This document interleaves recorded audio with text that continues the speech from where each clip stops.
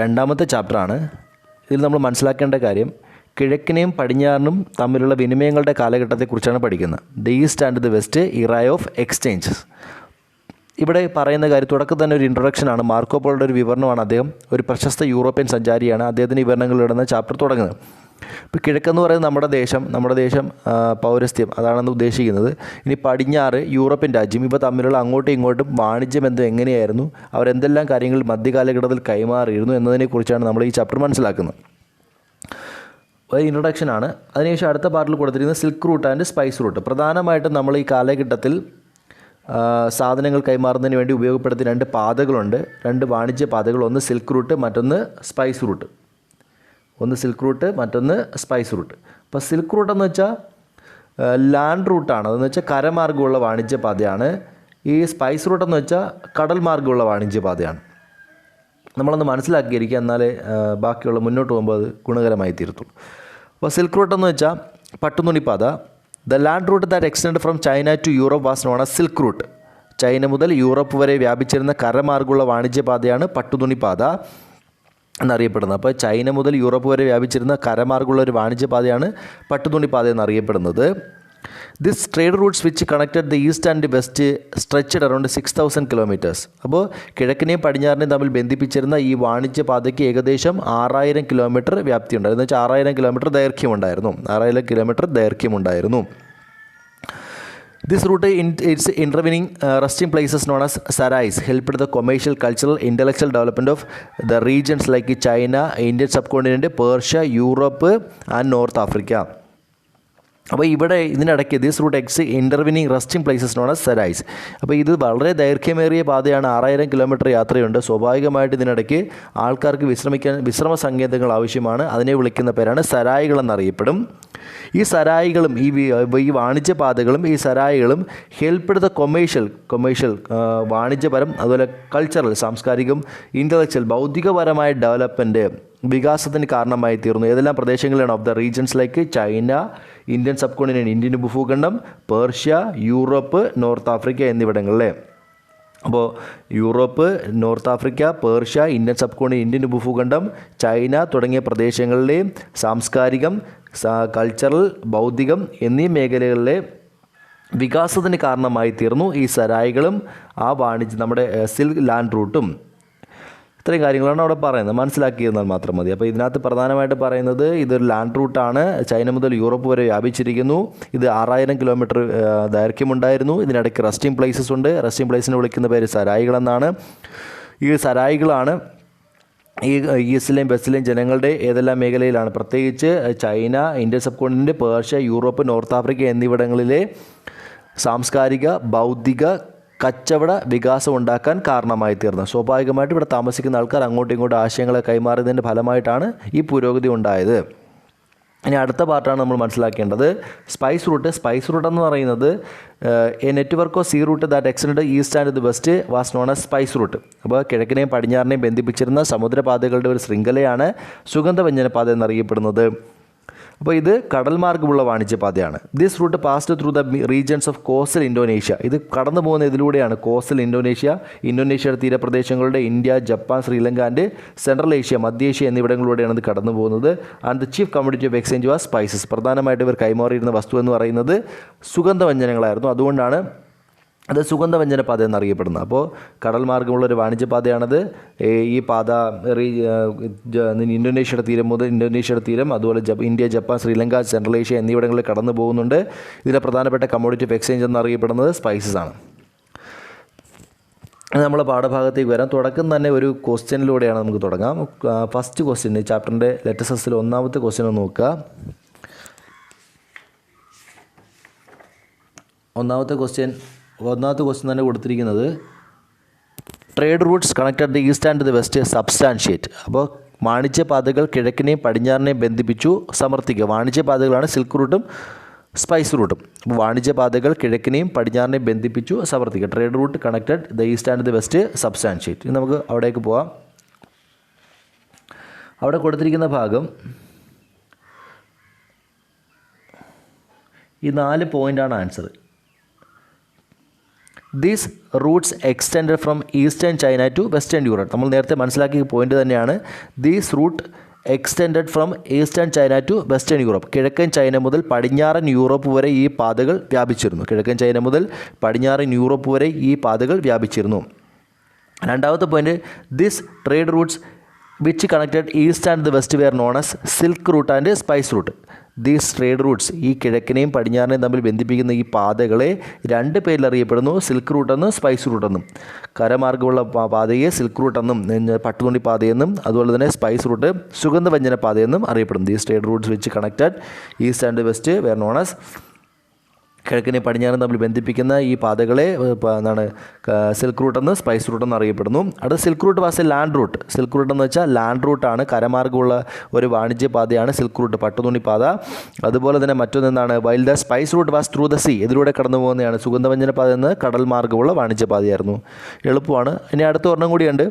These Roots passed through different trade centres. അനേകം കച്ചവട കേന്ദ്രങ്ങളിലൂടെയാണ് ഈ പാതകൾ കടന്നു പോകുന്നുണ്ട്.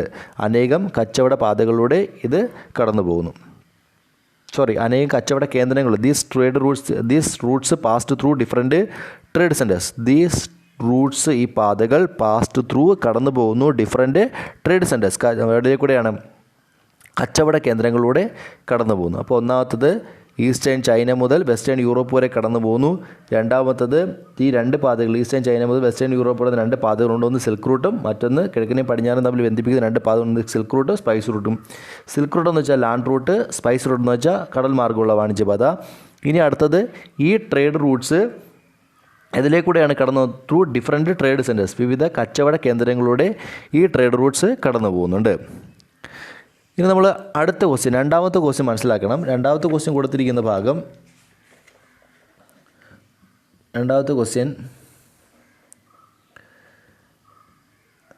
examine the circumstances that led to the growth of distance trade. Examine the circumstances that led to the growth of distance trade. വിദൂര വാണിജ്യം വളരാൻ ഇടയായ സാഹചര്യങ്ങൾ പരിശോധിക്കുക.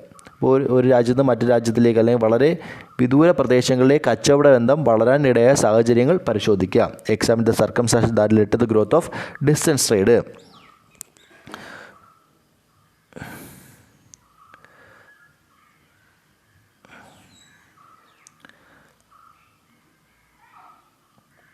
Okay, comparatively weak trade between east and west. Comparatively weak trade between east and west. അപ്പോൾ മധ്യകാലത്തിൻ്റെ ആരംഭത്തിൽ ഈസ്റ്റും west എന്ന് east കിഴക്ക്, വെസ്റ്റ് പടിഞ്ഞാറ്. അപ്പോൾ ഇത് രണ്ടും തമ്മിലുള്ള മധ്യകാലഘട്ടത്തിൻ്റെ ആരംഭത്തിൽ ദുർബലമായിരുന്നു. ഇത് വളരെ ദുർബലമായിരുന്നു trade. The comparatively weak trade between east and the west got a fillip with beginning of crusades. നമ്മൾ കഴിഞ്ഞ ക്ലാസ്സിൽ പഠിച്ചാണ്. ഇതിൻ്റെയാണ് കുരിശ് യുദ്ധത്തിൻ്റെ ആരംഭത്തോടു കൂടിയാണ് നമ്മൾ എന്ത് ചെയ്ത് കിഴക്കും പടിഞ്ഞാറും തമ്മിലുള്ള വ്യാപാര ബന്ധം ശക്തിപ്പെട്ടത്. കുരിശ് യുദ്ധം എന്ന് വെച്ചാൽ നമ്മൾ മനസ്സിലാക്കിയ കാര്യമാണ്. കുരിശ് യുദ്ധം എന്ന് വെച്ചാൽ ജെറുസലേം കിടക്കുന്നതിന് വേണ്ടി ആരൊക്കെ തമ്മിൽ ഏറ്റുമുട്ടുന്നതാണ്? വെസ്റ്റേൺ യൂറോപ്പിലെ ജനങ്ങളും അതുപോലെ തന്നെ ഓട്ടോമൻ തുർക്കികളും മുസ്ലിംസും തമ്മിൽ ഏറ്റുമുട്ടുന്നു. എന്തിനു വേണ്ടിയിട്ടാണ്? ജെറുസലേം കിടക്കുന്നതിന് വേണ്ടി. അതിൻ്റെ ഭാഗമായിട്ടാണ് എന്തുണ്ടായത്? ഈ ദുർബലമായിരുന്ന കച്ചവട ബന്ധം ശക്തിപ്പെട്ടത്. The comparatively weak trade between east and west got a fillip with the beginning of crusades. ക്രൂസൈഡ്സോട് കൂടിയാണത്, കുറച്ച് കുരിശുദ്ധങ്ങളോട് കൂടിയാണത് ശക്തി പ്രാപിച്ചത്. The Italian traders were engaged in long distance trade with the Eastern Roman Empire and the Arabs. അപ്പോൾ ഇവർ Italian ട്രേഡേഴ്സാണ്. അപ്പോൾ ആദ്യമായിട്ട് കച്ചവടം തുടങ്ങിയത് ആരാണ്? ഇറ്റാലിയൻ വ്യാപാരികളാണ്. Were engage in long distance trade. വിദൂര ദേശങ്ങളുമായിട്ടുള്ള കച്ചവട ബന്ധം ആരംഭിച്ച ആരാണ്? Italian traders. The Italian traders were engage in long distance trade with eastern Roman empire. പൗരസ്ത്യ റോമാ സാമ്രാജ്യത്തിലെ രാജാവാണ് ആര്? ജസ്റ്റീനിയൻ. ഓർമ്മയുണ്ടാവും. അപ്പോൾ the Italian traders were engaged in long distance trade with the Eastern Roman Empire and the Arabs. They had trade relations with towns like Baghdad, Damascus and Jerusalem. അവർക്ക് ഈ വിദൂര ദേശങ്ങളുമായിട്ടൊക്കെ അവർക്ക് കച്ചവടം വന്നിട്ടുണ്ട്. എവിടെയൊക്കെയാണ്? They trade relation with towns like Baghdad, Damascus അതുപോലെ തന്നെ ജെറുസലേം എന്നീ പ്രദേശങ്ങളുമായിട്ട് അവർക്ക് വ്യാപാര ബന്ധം ഉണ്ടായിരുന്നു. അപ്പോൾ മധ്യകാലഘട്ടത്തിൻ്റെ ആരംഭത്തിൽ ദുർബലമായിരുന്ന വ്യാപാര ബന്ധം കുരിശുയുദ്ധത്തിൻ്റെ ആരംഭത്തോടുകൂടി ശക്തി പ്രാപിച്ചു. ഈസ്റ്റും വെസ്റ്റും തമ്മിലുള്ള കച്ചവട ബന്ധം ശക്തി പ്രാപിച്ചു. ഇനി ഇറ്റാലിയൻ ട്രേഡേഴ്സാണ് ഈ വ്യാപാര ബന്ധം തുടങ്ങിയത്. ഇറ്റാലിയൻ ട്രേഡേഴ്സാണ്. അവർക്ക് എവിടെ ഈസ്റ്റേൺ റോമൻ എംപയർ ആരുമായിട്ടാണ് ഈസ്റ്റേൺ റോമൻ എംപയറുമായിട്ടും അറബികളുമായിട്ടും അവർക്ക് വ്യാപാര ബന്ധമുണ്ടായിരുന്നു ഇറ്റലിക്കാർക്ക്. ഇനി അവർക്ക് they had trade relation with ഏതെല്ലാം പ്രദേശം ടൗൺ ലൈക്ക് ഏതൊക്കെയാണ് ബാഗ്ദാദ്, ദമാസ്കസ്, ജെറുസലേം എന്നീ പ്രദേശങ്ങളുമായിട്ട് അവർക്ക് കച്ചവട ബന്ധമുണ്ടായിരുന്നു. ഇനി എന്തെല്ലാം കാര്യങ്ങളാണെന്ന് പറയുന്നു. The rapid increase in production, ഇതിൻ്റെ ഭാഗമായിട്ട് എന്തെല്ലാം ഉണ്ടായി? റാപ്പിഡ് ഇൻക്രീസ് ഇൻ പ്രൊഡക്ഷൻ, ഉൽപ്പാദന വർധനവുണ്ടായി. അതുപോലെ തന്നെ rapid increase in production, diversity of products, ഉൽപ്പന്നങ്ങളുടെ വൈവിധ്യം, ഒരേപോലെയുള്ള ധാരാളം സാധനങ്ങൾ. ഇപ്പോൾ ഒരു സോപ്പിന് പകരം മറ്റൊരു സോപ്പ് ഉപയോഗിക്കാൻ, അങ്ങനെയുള്ള ഡൈവേഴ്സിറ്റി ഓഫ് പ്രൊഡക്ട്സ് നമുക്ക് ചൂസ് ചെയ്യാൻ സാധിക്കും. ഏറ്റവും നല്ല തിരഞ്ഞെടുക്കാൻ സാധിക്കും. അപ്പോൾ ഉൽപ്പന്നങ്ങളുടെ വൈവിധ്യം, ഇഷ്ടംപോലെ സാധനങ്ങൾ ഉണ്ടാകാൻ തുടങ്ങി. അതുപോലെ തന്നെ ഡൈവേഴ്സിറ്റി പ്രൊഡക്ട്സ്, അത് കൺസ്ട്രക്ഷൻ റോഡ്സ് ആൻഡ് ബ്രിഡ്ജസ്, ഇതിലാണ് റോഡുകളുടെയും പാലങ്ങളുടെയും നിർമ്മാണം. അതുപോലെ തന്നെ and effective steps to control thieves and robbers, കള്ളന്മാരെയും കൊള്ളക്കാരെയും പിടിച്ചുപറിക്കാരെയൊക്കെ അമർച്ച ചെയ്യുന്നതിനുള്ള കാര്യക്ഷമമായ നടപടികളും effective steps to control thieves and robbers result in the strengthening of commercial contact between east and west.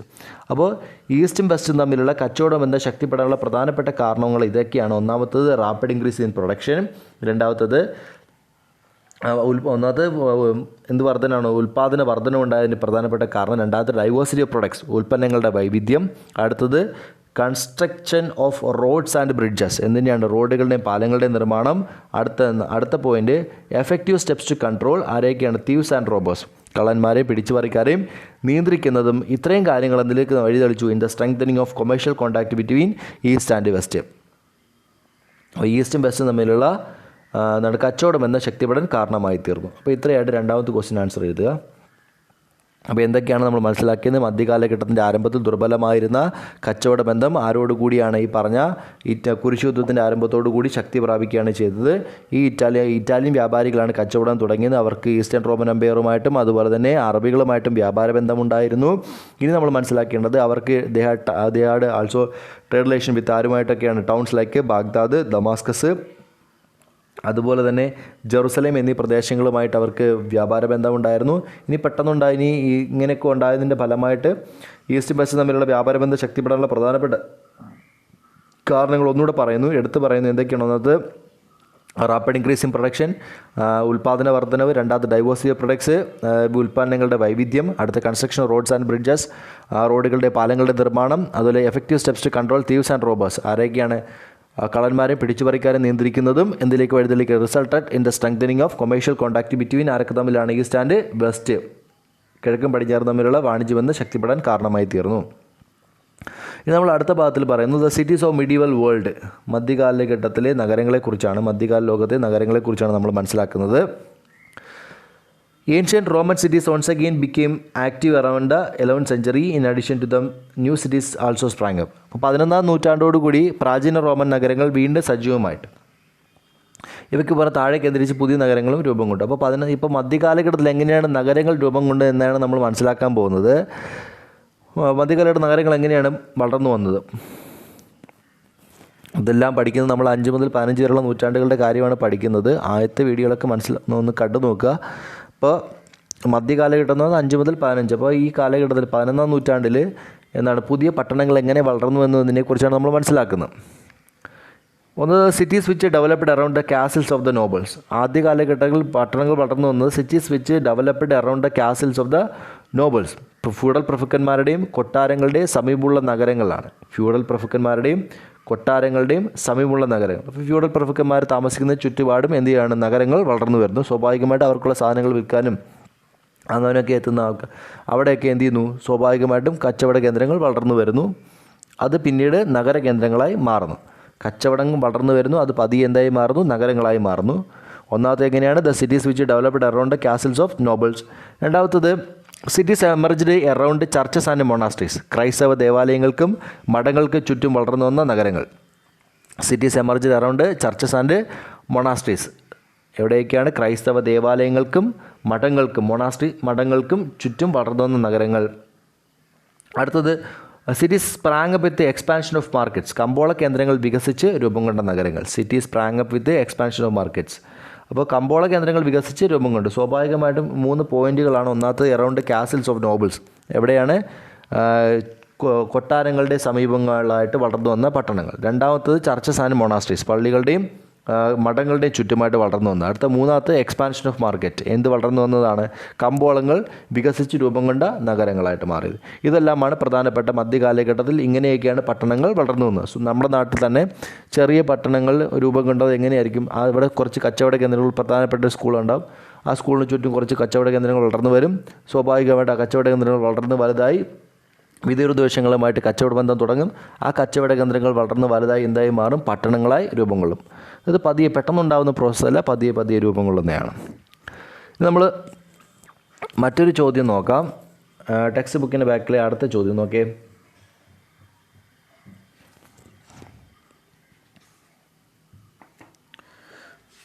അടുത്ത ചോദ്യം, what are the causes for the transformation of cities into trade centres? അപ്പോൾ നഗരങ്ങൾ വ്യാപാര കേന്ദ്രങ്ങളായി മാറിയതിൻ്റെ കാരണങ്ങൾ എന്തെല്ലാം?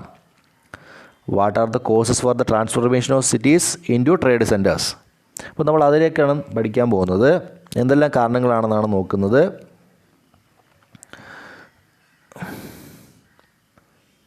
In the medieval period, the peasants brought their products to the trade centers.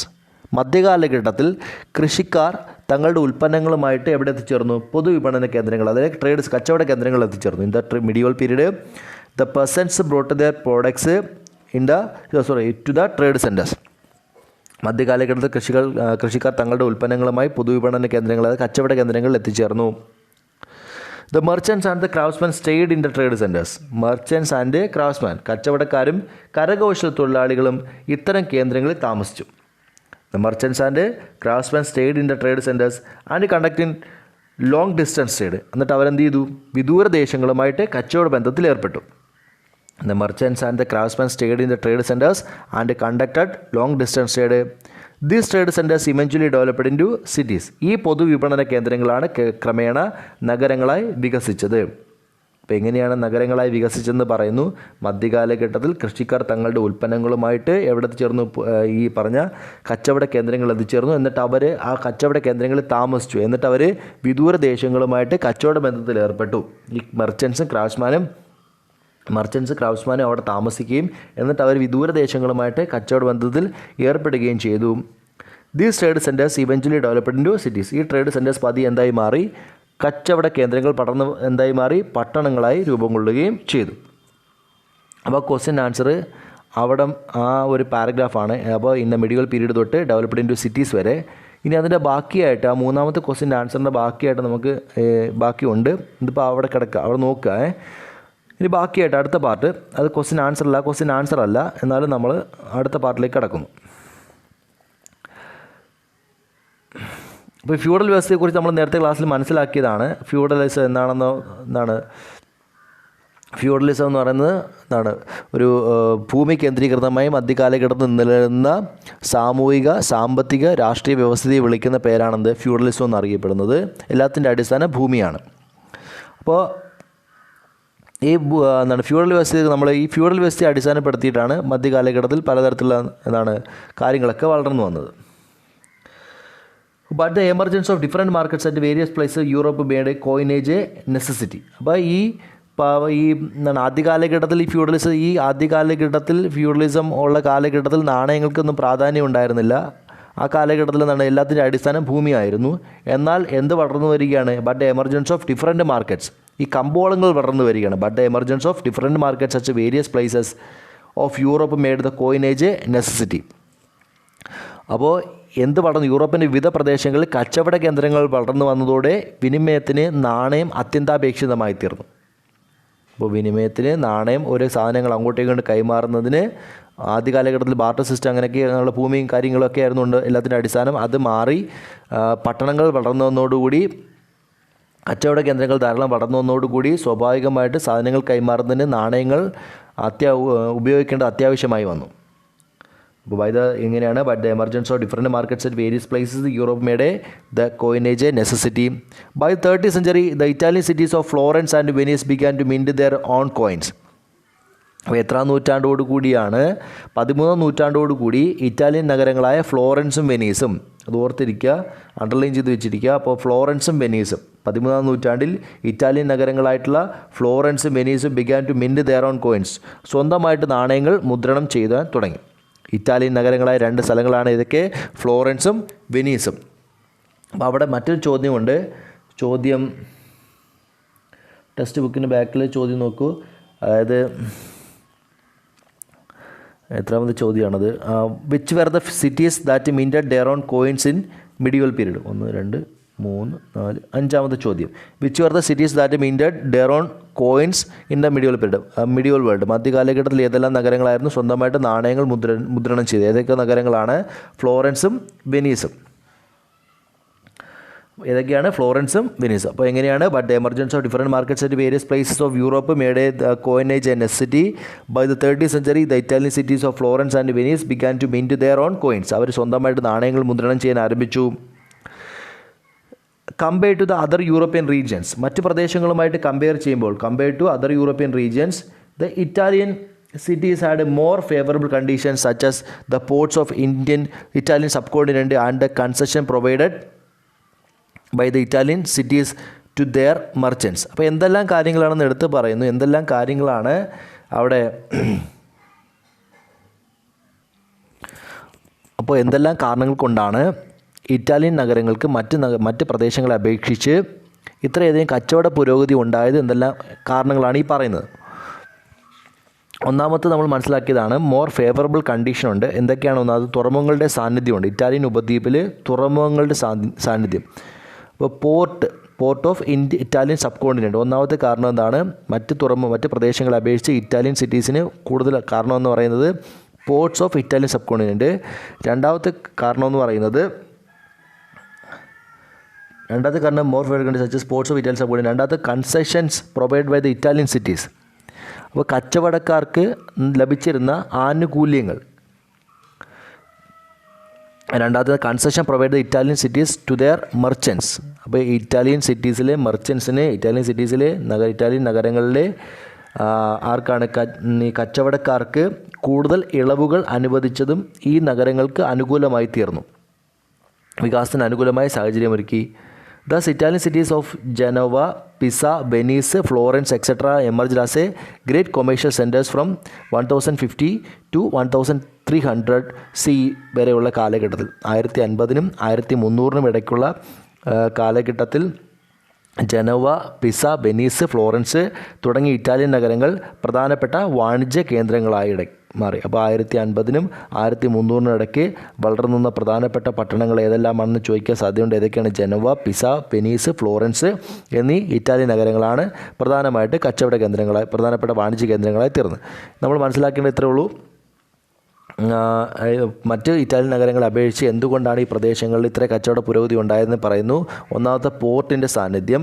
രണ്ടാമത്തെ കാര്യം പറയുന്നു, മറ്റ് പ്രദേശങ്ങളെ അപേക്ഷിച്ച് ഇറ്റാലിയൻ നഗരങ്ങളിലെ കച്ചവടക്കാർക്ക് അവിടുത്തെ ഭരണാധികാരികൾ ധാരാളം സൗകര്യങ്ങൾ ചെയ്തു കൊടുത്തതും യൂറോപ്യൻ നഗരങ്ങളെ അപേക്ഷിച്ച് ഇറ്റാലിയൻ നഗരങ്ങൾ വളർച്ചയ്ക്ക് കാരണമായി തീർന്നു. ഇനി 1050നും 1300നും ഇടയ്ക്ക് വളർന്നുവന്ന പ്രധാനപ്പെട്ട പട്ടണങ്ങളാണ് Genoa, Pisa, Venice, Florence et cetera. നമ്മൾ തിമ്പത്കു പഠിച്ചപ്പോൾ ഇതിനെക്കുറിച്ച് പറഞ്ഞതാണല്ലേ, ജനോവ, പിസ എന്നെക്കുറിച്ച് പഠിച്ചതാണ്. അപ്പോൾ ജനോവ, പിസ, വെനീസ്, ഫ്ലോറൻസ് തുടങ്ങിയ ഇറ്റാലിയൻ നഗരങ്ങൾ ഈ പ്രധാന വാണിജ്യ കേന്ദ്രങ്ങളായി മാറുകയും ചെയ്തു. ഇനി നമ്മൾ പ്രധാനപ്പെട്ട ഈ ഭാഗത്തിൽ നമ്മൾ മനസ്സിലാക്കിയ ഇത്രയേ കാര്യങ്ങളുള്ളൂ. പ്രധാനമായിട്ടും ആ കോയിനേജ് 13ാം നൂറ്റാണ്ടിൽ നാണയങ്ങൾ സ്വന്തമായിട്ട് അച്ചടിക്കാൻ തുടങ്ങിയ 2 സ്ഥലങ്ങളാണ് ഫ്ലോറൻസും വെനീസും. ഇത്രയാണ് അവിടെ പറഞ്ഞ കാര്യങ്ങൾ. അടുത്ത പാർട്ടിൽ നമ്മൾ മനസ്സിലാക്കേണ്ടത്, അതായത് മൂന്നാമത്തെ ക്വസ്റ്റ്യൻ നമ്മൾ നേരത്തെ മനസ്സിലാക്കിയില്ല, ആ ക്വസ്റ്റ്യൻ്റെ ആൻസറിൻ്റെ ബാക്കിയാണ്. അതായത് ഈ പാരഗ്രാഫിൻ്റെ ബാക്കി. In the medieval period the peasants brought their products to the trade centres developed into cities വരെ, അതിൻ്റെ ബാക്കിയായിട്ട് അതിൻ്റെ മൂന്നാമത്തെ ക്വസ്റ്റ്യൻ ആൻസറിൻ്റെ ബാക്കിയായിട്ടാണ്. As the transportation of the merchandises through the rivers was comparatively easy. അപ്പോൾ transportation of merchandise through the rivers comparatively easy. അപ്പോൾ ഇതിലൂടെയാണ് നദീതീരങ്ങളിലൂടെയുള്ള ചരക്ക് നീക്കം വളരെ എളുപ്പമായത്. മറ്റു മാർഗ്ഗങ്ങളെ അപേക്ഷിച്ച് നദികളിലൂടെയുള്ള ചരക്ക് നീക്കം എങ്ങനെയാണ്? വളരെ എളുപ്പമാണ്. As the transportation of merchandise through the rivers was comparatively easy. Many cities began to develop on the banks of the rivers. പല നദികളും വളർന്നു വന്നിട്ടുള്ളത് എവിടെയാണ്? On the banks of the rivers. പല നഗരങ്ങളും വളർന്നു വന്നിട്ടുള്ളത് നദികളുടെ കരയിലാണ്, അല്ലെങ്കിൽ നദീതീരങ്ങളിലാണ്. നമ്മൾ ചെറിയ ക്ലാസ്സിൽ 8ാം ക്ലാസ്സിലൊക്കെ പഠിച്ചപ്പോഴേ മനസ്സിലാക്കിയതാണ്, നദീതീരങ്ങളിലാണ് പ്രധാനപ്പെട്ട സംസ്കാരങ്ങളൊക്കെ വളർന്നു വന്നിട്ടുള്ളത്. Many cities began to develop on the banks of the rivers. This facilitated large scale exchange of articles. ഇത് എന്തിലേക്ക് വഴിതെളിക്കുകയാണ്? സ്വാഭാവികമായിട്ടും വളരെ വിപുലമായ തോതിൽ large scale exchange of articles, വളരെ വിപുലമായിട്ടുള്ള തോതിൽ സാധനങ്ങൾ അങ്ങോട്ടും ഇങ്ങോട്ടും കൈമാറുന്നതിന്, അപ്പോൾ സാധനങ്ങൾ അങ്ങോട്ട് വിറ്റഴിക്കാനുള്ള സൗകര്യം ലഭിക്കുകയാണ് ചെയ്തത്. This facility large scale exchange of articles. The facilities provide by the rulers for the production of commodities in trading centers and the increase in population were the other factors that helped the development of the new cities. അപ്പോൾ എന്തെല്ലാം കാരണങ്ങളാണെന്ന് എടുത്തു പറയുകയാണ്. The facilities provided by the rulers, ഭരണാധികാരികൾ നൽകിയ സൗകര്യങ്ങൾ, facilities provide by the rulers for the production of commodities, ഉൽപ്പന്നങ്ങൾ ഉൽപ്പാദിപ്പിക്കാൻ. ഇൻ ദ ട്രേഡിംഗ് സെൻറ്റേഴ്സ്, എവിടെയാണ്? കച്ചവട കേന്ദ്രങ്ങൾ വെച്ച് തന്നെ സാധനങ്ങൾ ഉൽപ്പാദിപ്പിക്കാൻ. അപ്പോൾ സാധനങ്ങൾ കൈമാറുന്ന സ്ഥലങ്ങളിൽ തന്നെ വെച്ച് തന്നെ ആ സാധനങ്ങൾ ഉൽപ്പാദിപ്പിക്കാനുള്ള സൗകര്യങ്ങൾ ആര് ചെയ്തു കൊടുത്തു? ഭരണാധികാരികൾ ചെയ്തു കൊടുത്തു. The facilities provided by the rulers for the production of commodities in the trading centers and the increase in the population. മറ്റൊരു കാരണം എന്ന് പറയുന്നത്, രണ്ടാമത്തെ കാരണം എന്ന് പറയുന്നത് ജനസംഖ്യാ വർധനവും ഇതിലേക്ക് നയിച്ചു. Are the factors that help the development of new cities. ഇതെല്ലാമാണ് പുതിയ നഗരങ്ങളുടെ വളർച്ചയ്ക്ക് കാരണമായി തീർന്നത്. അപ്പോൾ നഗരങ്ങൾ നദീതീരങ്ങളെ കേന്ദ്രീകരിച്ചുകൊണ്ട് നഗരങ്ങൾ വളർന്നു വന്നതിൻ്റെ കാരണങ്ങളാണ് പ്രധാനമായിട്ട് ഇവിടെ പറയുന്നത്. As the transportation of merchandise through the rivers was comparatively easy. നദീതീരങ്ങളിലൂടെയുള്ള ചരക്ക് നീക്കം മറ്റും മാർഗ്ഗങ്ങളെ അപേക്ഷിച്ച് വളരെ എളുപ്പമാണ്. Many cities began to develop on the banks of the rivers. എവിടെ വളർന്നു വന്നു? നദീതീരങ്ങൾ വളർന്നു വന്നു. ദ ഫെസിലിറ്റേറ്റ് ലാർജ് സ്കെയിൽ, ഇതെന്തിലേക്ക് നയിക്കുകയാണ്? This facilitate large scale exchange of articles. ഇത് വളരെ വലിയ തോതിലുള്ള സാധനങ്ങളുടെ കൈമാറ്റത്തിന് കാരണമായി തീരുന്നു. The facilities provided by the rulers, ആരാണ്? ഭരണാധികാരികൾ ഒരുക്കിക്കൊടുത്ത സൗകര്യങ്ങൾ. The facilities provide by the rulers for the production of commodities, എവിടെ വെച്ചാണ്? ഇൻ ദ ട്രേഡിംഗ് സെൻറ്റേഴ്സ്, കച്ചവട കേന്ദ്രങ്ങളിൽ തന്നെ വെച്ച് സാധനങ്ങൾ ഉൽപ്പാദിപ്പിക്കാനുള്ള സൗകര്യങ്ങൾ ഭരണാധികാരികൾ ചെയ്തു കൊടുത്തതും. And the increase in population, ജനസംഖ്യാ വർധനവും were the other factors that helped the development of new cities. ഇതെല്ലാമാണ് പുതിയ നഗരങ്ങൾ വളർന്നതിനുള്ള പ്രധാനപ്പെട്ട കാരണങ്ങൾ. അപ്പോൾ നമ്മൾ പഠിച്ച മൂന്നാമത്തെ ക്വസ്റ്റ്യൻ്റെ ആൻസറാണ്. മൂന്നാമത്തെ ക്വസ്റ്റ്യൻ നമ്മൾ മനസ്സിലാക്കിയതാണ്. ഏതാണ് ക്വസ്റ്റ്യൻ? അപ്പോൾ നഗരങ്ങൾ വ്യാപാര കേന്ദ്രങ്ങളായി മാറിയതിൻ്റെ കാരണങ്ങൾ എന്തെല്ലാം? അപ്പോൾ ഇത് രണ്ടും കൂടെ ചേർത്ത് ഒരുമിച്ചാക്കിയാൽ മതി. അതായത് ഈ രണ്ട് paragraph, in the medieval period the peasants brought the products തൊട്ട് ഡെവലപ്ഡ് ഇൻ ടു സിറ്റീസ് വരെയും, അതിനുശേഷം as the transportation of merchandise through the rivers comparatively easy തൊട്ട് development of the new cities വരെയുള്ള ഭാഗം. ഇന്ന് നമ്മൾ ഈ നഗരങ്ങളെ, പ്രധാനപ്പെട്ട നദീതീരങ്ങളെ കേന്ദ്രീകരിച്ചുകൊണ്ട് പ്രധാനപ്പെട്ട പട്ടണങ്ങൾ വളർന്നു വന്നെന്ന് മനസ്സിലാക്കി. പട്ടണങ്ങൾ ഏതൊക്കെയാണെന്നൊന്ന് ഓർത്തിരിക്കണം. ലണ്ടൻ വളർന്നു വന്നിട്ടുള്ള തെയിംസ് നദിക്കരയിലാണ്. ലണ്ടൻ വളർന്നു വന്നിരിക്കുന്നത് തെയിംസ് നദിക്കരയിലാണ്. THAMES. അടുത്ത പാരീസ് എന്ന് പറയുന്നത് SEAN. SEAN. അടുത്ത മറ്റൊന്നാണ് റോം. റോം വളർന്നു വന്നിരിക്കുന്നത് ടൈബർ. TIBER. ടൈബർ. അടുത്തത് വിയന്ന, ഡാന്യൂബ്. DANUBE. ഡാന്യൂബ് നദിക്കരയിലാണ്. London, Thames, Paris, Seine, Rome, Tiber, Vienna, Danube എന്നീ നദിക്കരയിലാണ് ഈ നഗരങ്ങളൊക്കെ വളർന്നു വന്നിരിക്കുന്നത്. ഇത് നമ്മൾ മനസ്സിലാക്കേണ്ടത് മിഡീവൽ യൂറോപ്യൻ സിറ്റീസിൻ്റെ യൂറോപ്യൻ നഗരങ്ങളുടെ സവിശേഷതകളെയാണ്. മറ്റ് പ്രദേശങ്ങളെ അപേക്ഷിച്ച് യൂറോപ്യൻ നഗരങ്ങളുടെ സവിശേഷതകൾ എന്തൊക്കെയാണെന്നാണ് പഠിക്കുന്നത്. The European cities were not similar to the modern cities. ഇന്ന് നമ്മൾ കാണുന്ന ആധുനിക നഗരങ്ങളെ പോലെ ആയിരുന്നില്ല യൂറോപ്പിലെ നഗരങ്ങൾ. They were generally small in size. ഇവ എങ്ങനെയുള്ളായിരുന്നു? വളരെ വലിപ്പം കുറഞ്ഞവയായിരുന്നു. പൊതുവെ വലിപ്പം കുറഞ്ഞവയായിരുന്നു ഈ പട്ടണങ്ങളെല്ലാം തന്നെ. They were generally small in size. The roads of the cities were narrow and unhygienic. ഇവിടെയുള്ള നഗരവീഥികൾ ഇടുങ്ങിയതും വൃത്തിഹീനവുമായിരുന്നു. നാരോ ആയിരുന്നു, അൺഹൈജീനിക്കും ആയിരുന്നു. The roads of the cities were narrow and unhygienic. The buildings were built of wood and thatched with hay. അപ്പോൾ ഈ കെട്ടിടങ്ങൾ തടി കൊണ്ട് നിർമ്മിച്ചതും വൈക്കോൽ കൊണ്ട് മേഞ്ഞവയും ആയിരുന്നു. Buildings were built of wood and wood were thatched with hay. മേഞ്ഞവയുമായിരുന്നു, വൈക്കോൽ കൊണ്ട് മേഞ്ഞവയുമായിരുന്നു. സ്വാഭാവികമായിട്ടും the possibility of an outbreak of fire was very high as these cities. അപ്പോൾ സ്വാഭാവികമായിട്ടും ഈ പ്രദേശങ്ങളിൽ തീപിടുത്ത സാധ്യത വളരെ കൂടുതലായിരുന്നു. അപ്പോൾ എങ്ങനെയാണ്? The possibility of outbreak of fire was very high as these cities were over crowded.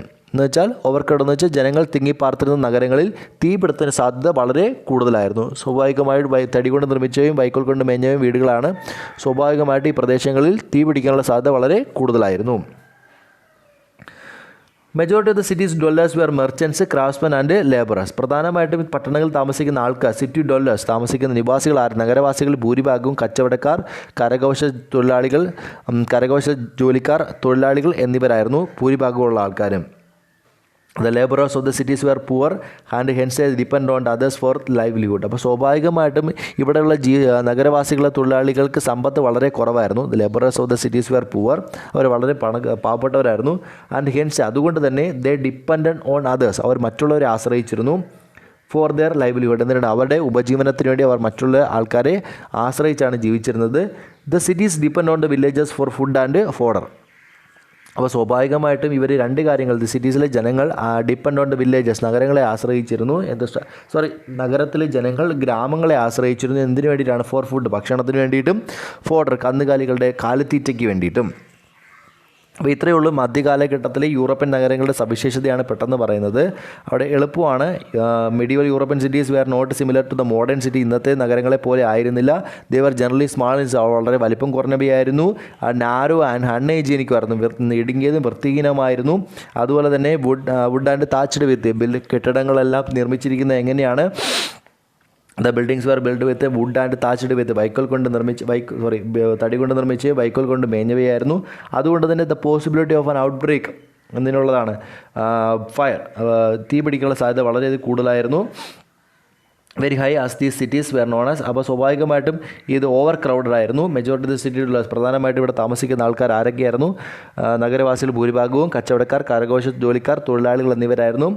ഈ നഗരവാസികളെ തൊഴിലാളികൾ സമ്പത്ത് വളരെ കുറഞ്ഞവയായിരുന്നു. അതുകൊണ്ട് തന്നെ സ്വാഭാവികമായിട്ട് ഇവർ മറ്റുള്ളവരെ ആശ്രയിച്ചാണ് കഴിഞ്ഞിരുന്നത്. അതുകൊണ്ട് തന്നെ നഗരത്തിലെ ജനങ്ങൾ ഗ്രാമങ്ങളെ ആശ്രയിച്ചിരുന്നത് എന്തിനു വേണ്ടിയിട്ടാണ്? Cities depend on the villages for food and fodder, ഭക്ഷണത്തിന് വേണ്ടിയിട്ടും കന്നുകാലികൾ വളർത്തുന്നതിന് ആവശ്യമായ തീറ്റയ്ക്ക് വേണ്ടിയിട്ടും, കന്നുകാലി തീറ്റയ്ക്കൊക്കെ ആവശ്യം വേണ്ടിയിട്ടും ഇവർ ഗ്രാമങ്ങളെ ആശ്രയിച്ചിരുന്നു. ഇനി അടുത്ത പറയുന്നു കർഫ്യൂ എന്താണെന്ന് അവിടെ പറയുന്നു. കർഫ്യൂ എന്ന് പറയുന്നത് മനസ്സിലാക്കിയിരുന്നാൽ മാത്രം മതി.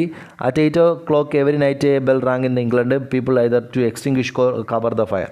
അപ്പോൾ മധ്യകാല ഇംഗ്ലണ്ടിൽ എല്ലാ ദിവസവും 8 മണിയാകുമ്പോൾ ഒരു മണി മുഴങ്ങും. സ്വാഭാവികമായിട്ടും എന്ത് ചെയ്യണം? എക്സ്റ്റിംഗ്വിഷ് മൂടി വയ്ക്കുകയോ അല്ലെങ്കിൽ എന്ത് ചെയ്യണം? അത് അണയ്ക്കുകയോ ചെയ്യണം, തീ അണയ്ക്കുകയോ ചെയ്യണം. This was the avoid to outbreak of fire in the cities. അപ്പോൾ സ്വാഭാവികമായിട്ട് പട്ടണങ്ങളിൽ എന്ത് വളർന്നു വരുന്ന തീ പിടിക്കാതിരിക്കാൻ ചെയ്യുന്ന ഒരു നടപടിയായിരുന്നു ഇത്. This regulation which was implemented in England called curfew. ഈ റെഗുലേഷനെ വിളിക്കുന്ന പേരാണ് കർഫ്യൂ എന്നറിയപ്പെടുന്നത്. The meaning of this word to cover the fire, ഈ അഗ്നിയെ മൂടുക എന്നാണ് ഇതിൻ്റെ അർത്ഥം. ഈ വാക്കിൻ്റെ അർത്ഥം എന്ന് പറയുന്നത് now the emergency action taken by the government to bring back peace in troublesome areas is known as curfew. എന്നാൽ ഇന്ന് ഈ പ്രശ്നബാധിത പ്രദേശങ്ങളിൽ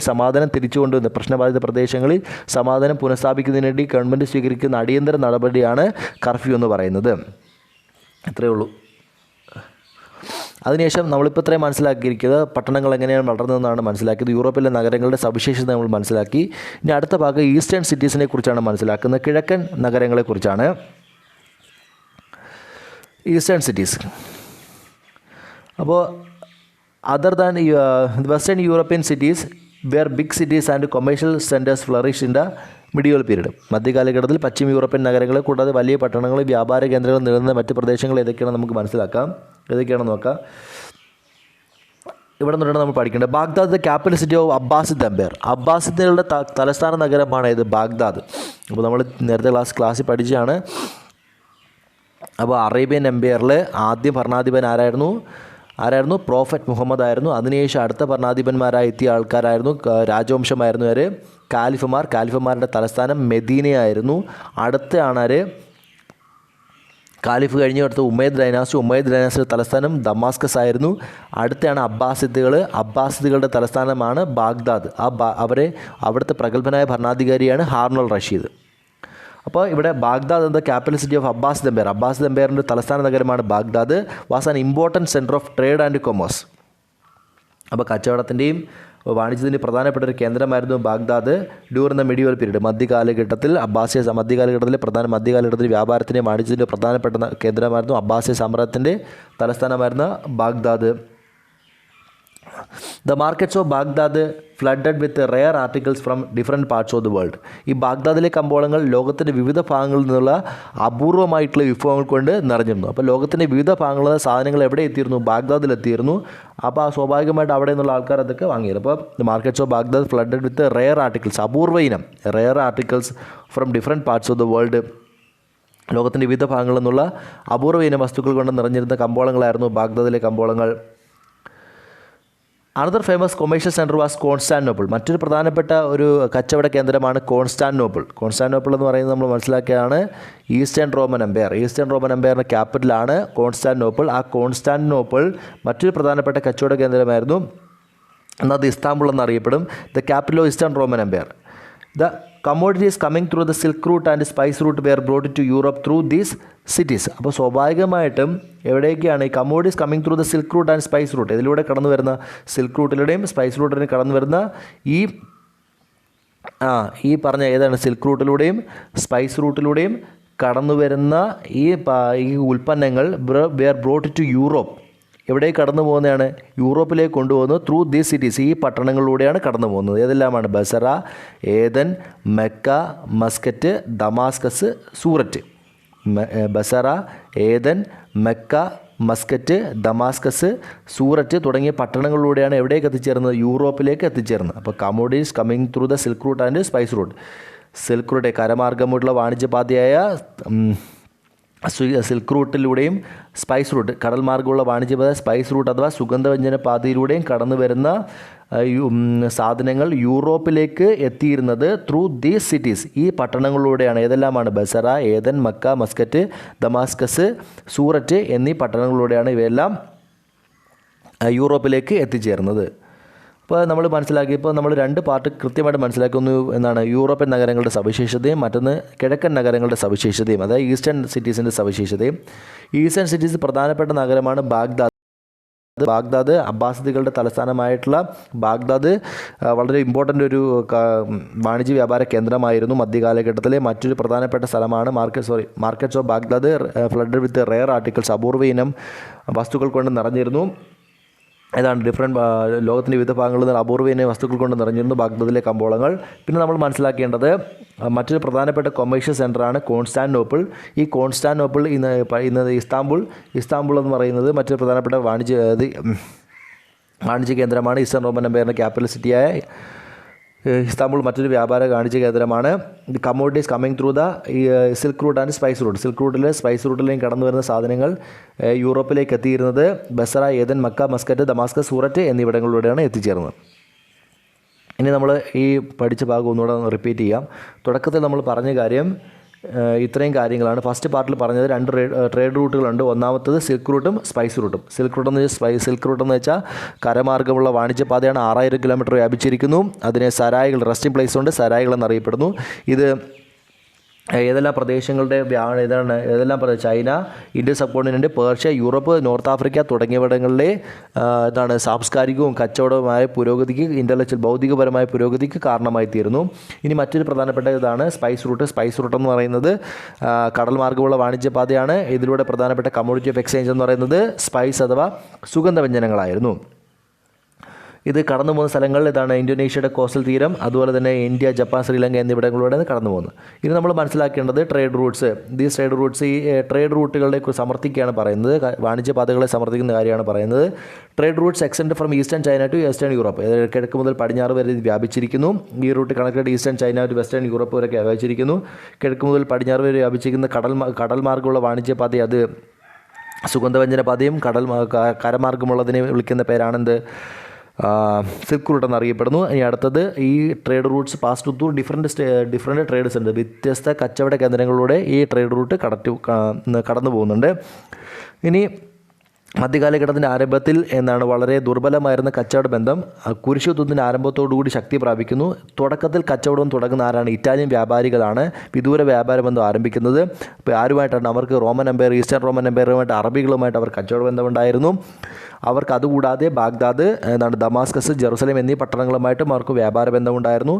ഇനി പ്രധാനമായിട്ട് കച്ചവട അഭിവൃദ്ധി ഉണ്ടാകാനുള്ള കാരണങ്ങൾ പറയുന്നു. റാപ്പിഡ് ഇൻക്രീസ് ഇൻ പ്രൊഡക്ഷൻ, അത് ഉൽപ്പാദന വർധനവ്, അതുപോലെ തന്നെ ഉൽപ്പന്നങ്ങളുടെ വൈവിധ്യത, അതുപോലെ തന്നെ ധാരാളം റോഡുകളുടെ പാലങ്ങളുടെ നിർമ്മാണം, അതുപോലെ effective steps to control thieves and robbers, കള്ളന്മാരെ പിടിച്ചു പറിക്കാനും നിയന്ത്രിക്കുന്നതും ഇതെല്ലാം എന്തിന് കാരണമായി തീർന്നു? ഇതെല്ലാം result in the strengthening of commercial contact between ആരൊക്കെ തമ്മിലാണ്? ഈസ്റ്റ് ആൻഡ് വെസ്റ്റ്, ഈസ്റ്റും വെസ്റ്റും തമ്മിലുള്ള വാണിജ്യ ബന്ധം ശക്തിപ്പെടുന്നതിന് കാരണമായി തീർന്നു. അടുത്ത സിറ്റീസ് ഓഫ് മെഡീവൽ വേൾഡ്, മധ്യകാലഘട്ടത്തിലെ പ്രധാനപ്പെട്ട പട്ടണങ്ങൾ എങ്ങനെയാണ് വളർന്നതെന്നാണ് പറയുന്നത്. എവിടെയൊക്കെ? Around castles of the nobles, എവിടേക്കാണ്? കൊട്ടാരങ്ങളുടെയും രാജാക്കന്മാരുടെ കൊട്ടാരങ്ങളുടെയും പ്രഭുക്കന്മാരുടെയും കൊട്ടാരങ്ങളുടെ ചുറ്റുമായിട്ടാണ് ആദ്യമായിട്ട് പട്ടണങ്ങൾ വളർന്നത്. അതുപോലെ ചർച്ചസ് ആൻഡ് മൊണാസ്ട്രി, പള്ളികളുടെയും മഠങ്ങളുടെയും ചുറ്റുമായിട്ട്, അതുപോലെ എക്സ്പാൻഷൻ ഓഫ് മാർക്കറ്റ്, കമ്പോളങ്ങൾ വളർന്നു വലുതായി പട്ടണങ്ങളായി രൂപം കൊണ്ടു. തുടക്ക കാലഘട്ടത്തിൽ പെസൻസ് പ്ലോട്ട്, മധ്യകാലഘട്ടത്തിൽ ആരംഭത്തിൽ പെസൻസ് കർഷകർ അവരുടെ സാധനങ്ങളുമായിട്ട് അവിടെ എത്തിച്ചേർന്നു, കച്ചവട കേന്ദ്രങ്ങൾ എത്തിച്ചേർന്നു. തുടർന്ന് മെർച്ചൻസും ക്രാഫ്റ്റ്സ്മാനും എത്തി. മെർച്ചൻസ് എന്ന് വെച്ചാൽ കച്ചവടക്കാരും കരകൗശല തൊഴിലാളികളും. എന്നിട്ട് അവിടെ സ്റ്റേ ചെയ്തു. എന്നിട്ട് അവർ കണ്ടക്ടഡ് ലോങ് ഡിസ്റ്റൻസ് ആയിട്ട് വിദൂര ദേശങ്ങളുമായിട്ട് കച്ചവട ബന്ധം ആരംഭിച്ചു. ഈ ട്രേഡ് സെൻറ്റേഴ്സാണ് പിന്നീട് എന്തായി മാറിയത്? സിറ്റീസായി മാറിയത്. തുടക്കത്തിന് മധ്യകാലഘട്ടത്തിൻ്റെ ആരംഭത്തിൽ കോയിനേജിനൊരു പ്രാധാന്യം ഉണ്ടായിരുന്നില്ല. എന്നാൽ ഫ്യൂഡലിസം തകർന്നതോടുകൂടി കോയിനേജ് ആവശ്യമായി വന്നു. സാധനങ്ങൾ കൈമാറുന്നതിന് കോയിൻ ഉപയോഗിക്കേണ്ട അത്യന്താപേക്ഷിതമായി തീർന്നു. സ്വാഭാവികമായിട്ടും നാണയങ്ങൾ അച്ചടിച്ചിറക്കിയ രണ്ട് പ്രദേശങ്ങളാണ് ഇറ്റാലിയൻ നഗരങ്ങളാണ് ഫ്ലോറൻസും വെനീസും. അപ്പോൾ മറ്റ് പ്രദേശങ്ങളെ അപേക്ഷിച്ച്, മറ്റ് യൂറോപ്യൻ നഗരങ്ങളെ അപേക്ഷിച്ച് ഇറ്റാലിയൻ നഗരങ്ങൾക്ക് എന്തുകൊണ്ടാണ് ഇത്ര കച്ചവട അഭിവൃദ്ധി ഉണ്ടായതിൻ്റെ കാരണം പറയുന്നു. ഒന്നാമത്തെ കാരണം ഇറ്റാലിയൻ സബ് കോണ്ടിനെൻ്റിൽ എന്തുണ്ട്? പോർട്ടിൻ്റെ സാന്നിധ്യം. പോർട്ടുണ്ട്, അതായത് പെട്ടെന്ന് തന്നെ അങ്ങോട്ടും ഇങ്ങോട്ടും സാധനങ്ങൾ കൈമാറുന്നുള്ള തുറമുഖങ്ങളുണ്ട്. മറ്റൊരു സംഭവമാണ് concession provided by the rulers, ഭരണാധികാരികൾ നൽകിയ ഇളവുകൾ. ആർക്കാണ്? ഇറ്റാലിയൻ മെർച്ചൻസിന് നൽകിയ ഇളവുകൾ. ഇത് രണ്ടുമാണ് ഇങ്ങനെ വളർന്ന 1300-നും 1500-നും 1300-നും ഇടയ്ക്ക് വളർന്ന പ്രധാനപ്പെട്ട പട്ടണങ്ങളാണ് ജനവ, പിസ, വെനീസ്, ഫ്ലോറൻസ് എന്നിവ.